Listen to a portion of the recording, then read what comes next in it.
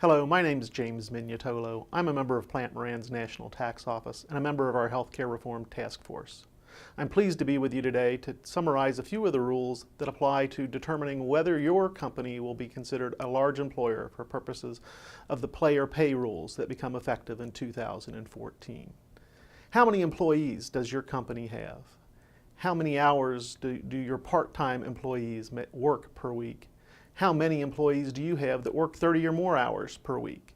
These are only a few of the questions that your company and companies like yours should be asking themselves today in order to determine whether they will be subject to the large employer shared responsibility rules that become effective in 2014.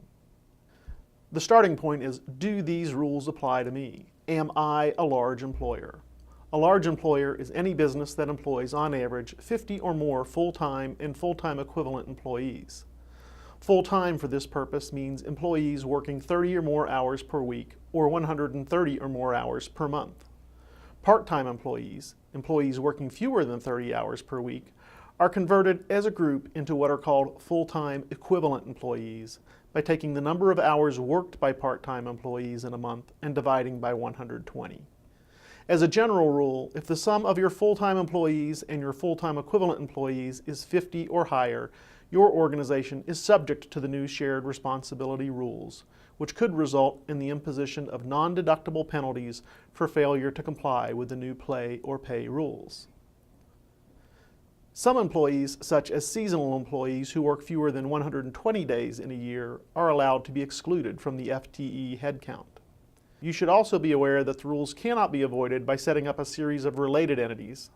Controlled group rules of the type that apply to your qualified retirement plans also apply to the shared responsibility rules. For employers who are close to the 50 employee total or who have a large number of part-time employees, this is a particularly critical time when you may be able to restructure your staffing mix to change how, or perhaps even if, the play or pay rules apply to your organization. The key point to understand is that the application of the play or pay rules to your organization will be based on employment data that you collect now. 2013 is the year to prepare and analyze so that when 2014 arrives, you will be in full compliance.